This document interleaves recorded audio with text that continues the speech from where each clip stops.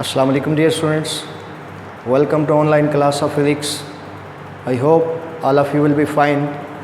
In the previous video lecture we were discussing about waves, types of wave and their related terms: crest, trough, amplitude, frequency, wavelength, what is compression and what is rarefaction. So these are the related terms which we have discussed in previous lecture. In the today video lecture we are going to discuss wave as a carrier of energy. हमारा topic हमें ये बता रहा है कि आज हम जो चीज़ स्टडी करने जा रहे हैं that is wave as a carrier of energy, के वेव्स जो हैं वो एनर्जी को कैरी करती हैं. सो जब भी हमने वेव को डिफ़ाइन किया तो हमने यही बात की कि wave is basically a disturbance in a medium. Wave किसी मीडियम में एक डिस्टर्बेंस है that transport energy from one place to another, जो एनर्जी को एक जगह से दूसरी जगह ट्रांसपोर्ट करती है without transferring of matter. Matter को ट्रांसफ़र किए बगैर वो एनर्जी को एक जगह से दूसरी जगह ट्रांसफ़र करती है. उस चीज़ को हम वेव कहते हैं. And that vibrates the particle of medium, और वो मीडियम के पार्टिकल को वाइब्रेट करती है. So this is wave. So wave as a carrier of energy में हमने प्रीवियस लेक्चर में हमने कुछ ऐसी चीज़ें डिस्कस की थी, कुछ ऐसी एग्जांपल ली थी, कुछ ऐसी हमने एक्टिविटीज़ डिस्कस की थी कि जिसमें हम प्रैक्टिकली हम इस बात को मानते हैं. उस एक्टिविटी में हमने इस बात को प्रैक्टिकली प्रूफ किया कि वेव जो है वो एनर्जी को कैरी करती है. एक एक्टिविटी हम प्रीवियस भी डिस्कस कर चुके हैं, मैं आज थोड़ा सा उसका रिव्यू ले लेता हूँ जो यहाँ आप according to your text book उसको थोड़ा सा एक्सप्लेन किया गया है. First of all we take a string. सबसे पहले हम एक स्ट्रिंग को लेते हैं, उस स्ट्रिंग के एक एंड को हम टाई कर देते हैं, बांध देते हैं एक फिक्स पोर्ट के साथ, लाइक दिस.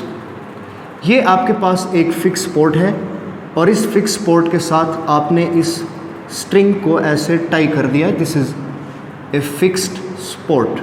ये आपके पास एक फिक्स पोर्ट आ गया. इसके साथ आपने इसको टाई कर दिया है, बांध दिया है और इसको आपने होल्ड किया हुआ है अपने हाथ में, इसके दूसरे एंड को. ओके, जब तक आप इसके ऊपर कोई फोर्स नहीं लगा रहे, दैट मीन्स कि जब तक आप इसको वाइब्रेट नहीं कर रहे तब तक ये स्ट्रिंग आपको स्टेशनरी दिखाई देगा. बट जैसे ही आप इस स्ट्रिंग के ऊपर आप फोर्स लगाते हैं, एक छोटा सा जर्क आप इसको प्रोवाइड करते हैं, हम इस स्ट्रिंग को वर्टिकली अप और डाउन हम इसको जब शेक करेंगे, when we shake the string vertically up और down, then there is a disturbance in the medium. Medium आपके पास ये जो रोप है दैट इज़ मीडियम. तो इस मीडियम में डिस्टर्बेंस क्रिएट होगी और डिस्टर्बेंस क्रिएट होने से हम क्या देखते हैं कि इस फिक्स पोर्ट के साथ सेकंड स्टेप में हम ये देखते हैं कि जब आपने इसको शेक किया तो शेक करने के बाद आपने देखा कि उस स्ट्रिंग के ऊपर, उसकी सरफेस के ऊपर एक हम्प क्रिएट हुआ जिसे हम क्रेस्ट भी कहते हैं, इसको हम हम्प कहते हैं. आपको ये चीज़ मिलती है स्ट्रिंग के ऊपर. When we shake the string vertically up or down, then a hump or a crest is appear on the surface of string. Then हमने देखा कि ये crest ट्रफ में भी बदला और फर्दर ये मूव करके कहाँ चला गया, हमने देखा कि ये उस फिक्स पोर्ट की तरफ आगे बढ़ा. ये for example like this. Now this become trough. अब ये ट्रफ बन गया, which means that when we shake the string vertically up or down, then actually we create a disturbance in the medium. हमने इस मीडियम में एक disturbance create की.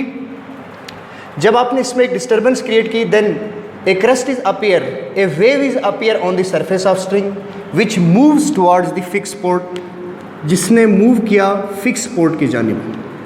अब अगर हम एक ऑब्जर्वर यहाँ भी बैठा है जो यहाँ पर जो एनर्जी यहाँ हाथ से अब मस्कुलर एनर्जी यूटिलाइज की गई, उस एनर्जी को एक शख्स यहाँ भी क्या कर रहा है, ऑब्जर्व कर रहा है कि क्या वो एनर्जी वाकई यहाँ पर ट्रांसपोर्ट हो रही है। तो एक ऑब्जर्वर यहाँ खड़ा है। अब ये ऑब्जर्वर इसको देख रहा है कि क्या ये स्पॉट वाइब्रेट कर रही है या नहीं कर रही। तो अगर इस स्पॉट ने, इस फिक्स स्पॉट ने वाइब्रेट किया तो विच मीन्स दैट ये बात साबित हुई कि जो मस्कुलर एनर्जी हमने यहाँ यूटिलाइज की, मस्कुलर एनर्जी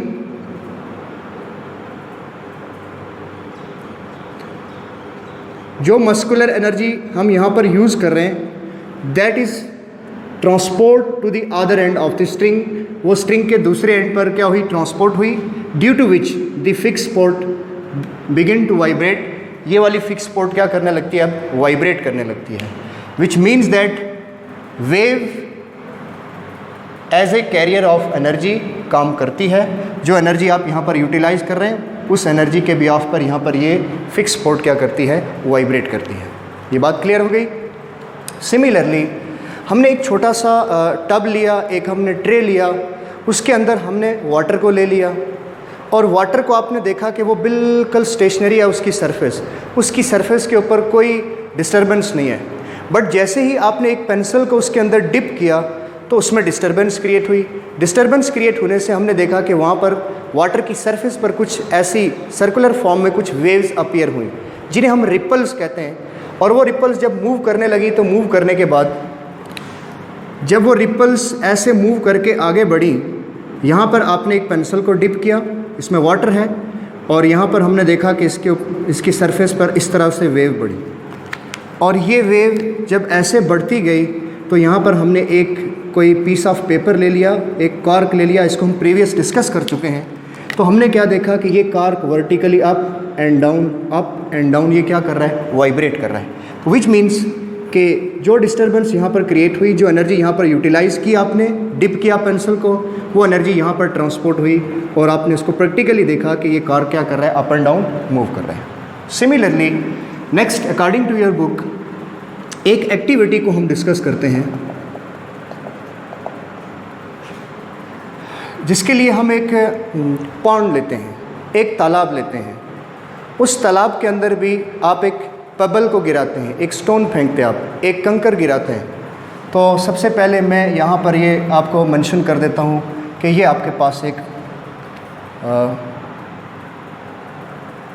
पॉन्ड है।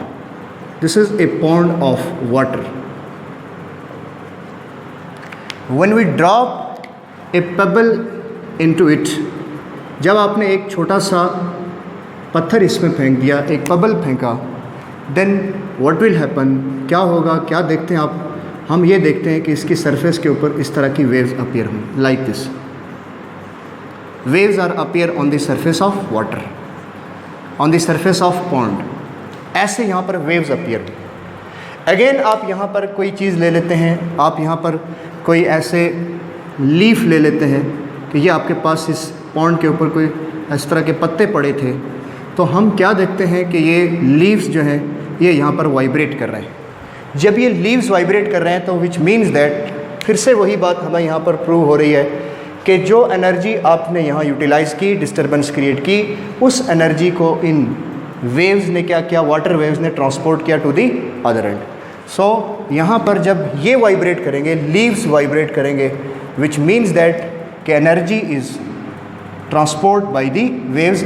वेव ने एनर्जी को क्या किया, ट्रांसपोर्ट किया।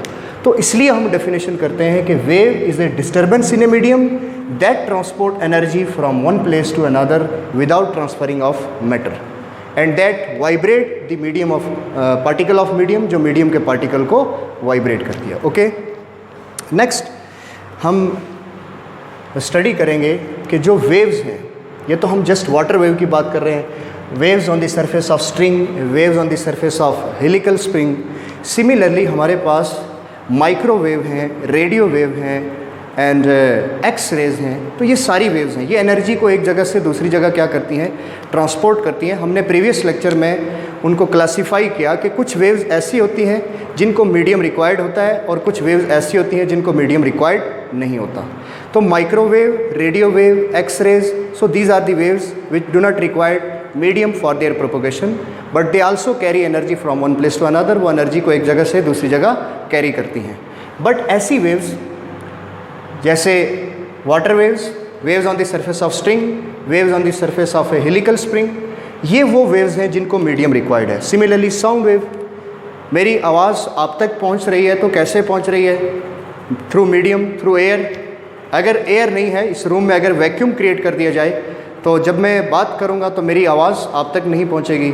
तो इट मीन्स कि साउंड वेव की नेचर कैसी है? मैकेनिकल नेचर है, जिसको मीडियम रिक्वायर्ड होता है. अगर ये वेव्स ऐसे मूव करती हैं तो डेफिनेटली इन वेव्स की फ्रीक्वेंसी भी होगी, इन वेव्स की वेवलेंथ भी होगी और इन वेव्स की वेलोसिटी भी होगी. तो हम एक रिलेशन ड्राइव करने जा रहे हैं, जिस रिलेशन में हम वेलोसिटी, फ्रीक्वेंसी और वेवलेंथ को आपस में रिलेट करते हैं. तो हमारा नेक्स्ट आर्टिकल है, नेक्स्ट टॉपिक है, दैट इज़ रिलेशन बिटवीन, मैं इसको यहाँ मेंशन कर देता हूँ, relation between velocity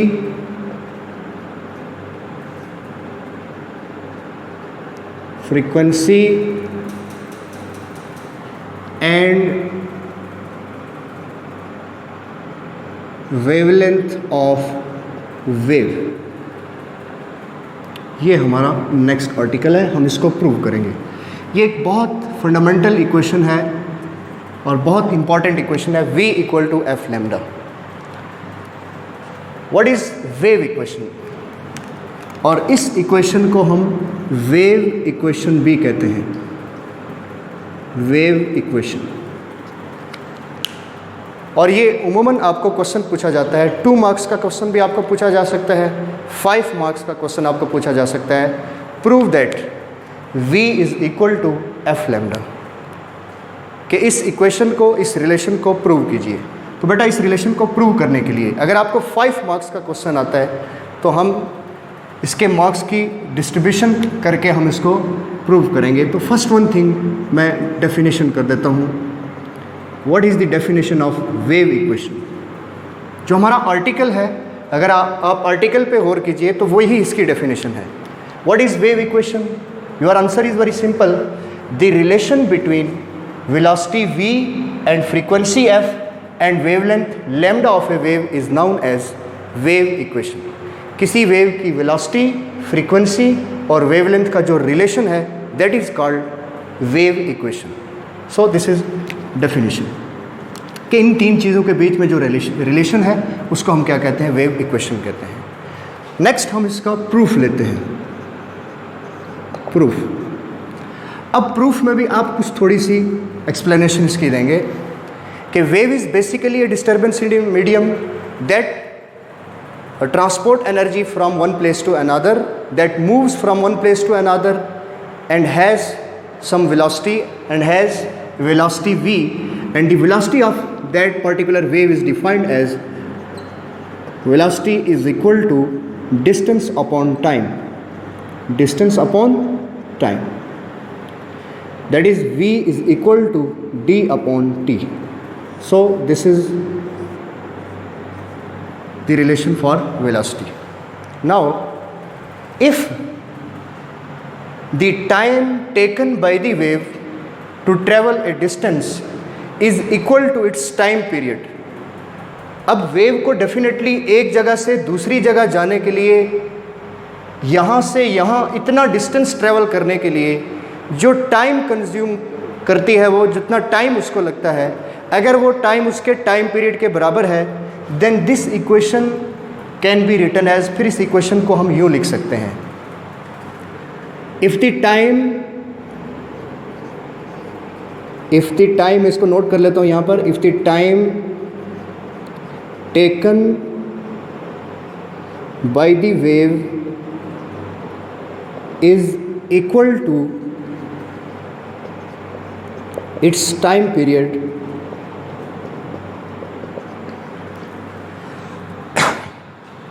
then we can write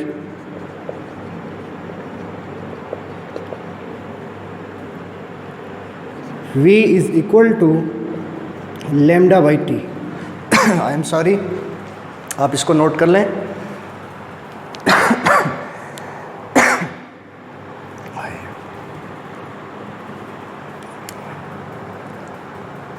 okay, हमने कहा if the time taken by the wave to travel a distance is equal to its time period, then we can write v is equal to lambda by t. Lambda, or you can write d is equal to lambda and t is equal to capital T. So this is your equation number 2. As we know that time period is reciprocal to its frequency, so by using the value of time period from equation 3 in equation 2, we will get v is equal to lambda by 1 by f. जब हम इस equation को rearrange करेंगे, then we can write it as v is equal to f lambda. अगर आपको यहाँ से white board clear नहीं है तो मैं इसको यहाँ एक्सप्रेस कर देता हूँ। हमारे पास जो इक्वेशन थी पहली, that is v is equal to lambda by T. So t किसके इक्वल है? t is equal to 1 by F. Using in this equation इसको हम यहाँ यूज़ कर देते हैं। So v is equal to lambda upon 1 by F. So v is equal to f lambda, which is required expression for wave equation. ये हमारे पास wave equation का प्रूफ है या वेव इक्वेशन के लिए रिलेशन है जिसको हमने डिराइव करना है। तो ये आपको 5 मार्क्स का या 2 मार्क्स का क्वेश्चन सिंपल पूछा जा सकता है। ओके, अब इस रिलेशन से आपको न्यूमेरिकल प्रॉब्लम सॉल्व करने हैं। सम टाइम आपको फ्रीक्वेंसी कैलकुलेट करनी है, सम टाइम आपको वेवलेंथ कैलकुलेट करनी है और सम टाइम आपको स्पीड कैलकुलेट करनी है। एक छोटी सी एग्जांपल जो है आपकी बुक में मेंशन है, हम उसको सॉल्व कर लेते हैं according to this relation, according to wave equation. इस वेव इक्वेशन से हम एक छोटी सी एग्जांपल को सॉल्व करते हैं। A wave move on a slinky with frequency of 4 Hz and wavelength 0.4 metre. Frequency आपको गिवन है 4 Hz। ये एक छोटी सी एग्जांपल है जिसको हम इस रिलेशन से सॉल्व करेंगे। And wavelength that is 0.4 meter. Then what is the speed और what is the velocity of the wave? उस वेव की जो स्लिंकी के ऊपर वेव अपीयर हुई जिसकी फ्रीक्वेंसी इतनी है और जिसकी वेवलेंथ 0.4 मीटर है, then what is its velocity और what is its speed? So you can solve it as v equal to F lambda, 4 hertz frequency given है, multiplied by 0.4 meter, that is 1.6 meter per second, which is the speed or which is the velocity of wave which appears on the surface of sling. So this is all about the wave as a carrier of energy and